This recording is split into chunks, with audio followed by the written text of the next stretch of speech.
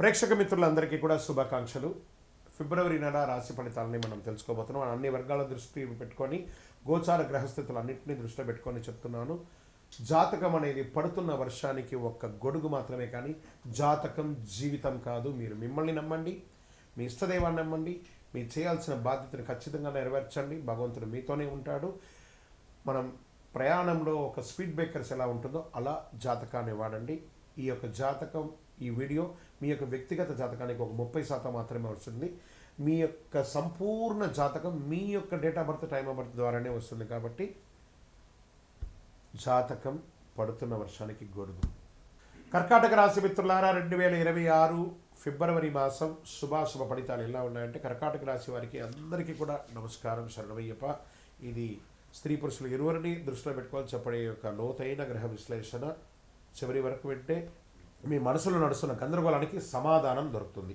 ఎందుకు ఇలా నెమ్మదిగా అనిపిస్తుందో అర్థమవుతుంది. ఏ విషయంలో ఆగాలో స్పష్టత అనేది కూడా వస్తుంది. గురు భగవానుడు 12వ స్థానంలో, శని 9లో, రాహు 8లో, కేతు 2లో, చంద్రుడు కర్కాటక రాశి అధిపతిగా మనస్సు భావోద్వేగం మీద ఉంటారు. అంటే ఈ నెల మీ జీవితంలో బయట మార్పులు తక్కువ, లోపల మార్పులు చాలా ఎక్కువ కావాలని ఉంది. కర్కాటక రాశి వారికి నెల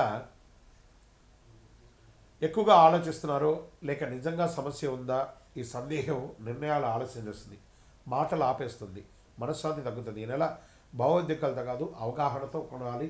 మీకు సమయం బాగుంది. మళ్ళీ చెప్తున్నాయి, మీకు సమయం బాగుంది. నెగిటివ్ థింక్ చేయడం మానేయండి. అన్నీ అద్భుతంగా ఉంటుంది. ఉద్యోగస్తులు, ప్రభుత్వ ప్రైవేట్ ఉద్యోగస్తులకి పని ఉంటుంది, గుర్తింపు వస్తుంది, బ్యాక్గ్రౌండ్ బాధ్యత పెరుగుతుంది. జాబ్ మార్పు మాత్రం వద్దు. నిశ్శబ్దంగా పనిచేస్తే భవిష్యత్తులో లాభం ఉంటుంది. మీ పని కనిపించకపోయినా మీ విలువ మాత్రం ఏమాత్రం తగ్గదు, అద్భుతంగా ఉంటుంది. ఇంకా ఇంటర్వ్యూస్, కొత్త ఉద్యోగాల కోసం ఉన్నటువంటి ఇంటర్వ్యూలో ఆలస్యంగా అయినా కాన్ఫిడెన్స్ తగ్గదు, అద్భుతంగా సాధిస్తారు. గ్రహాల వల్ల అన్ని రకాల ఫ్లోను మీరు చేస్తారనమాట. ఇండస్ట్రీస్ మార్పుల్లో ఆలోచనలు చేసే అవకాశాలు ఉన్నాయి. వ్యాపారంలో రిస్క్ పెరుగుతుంది, దానికి తగ్గట్టుగా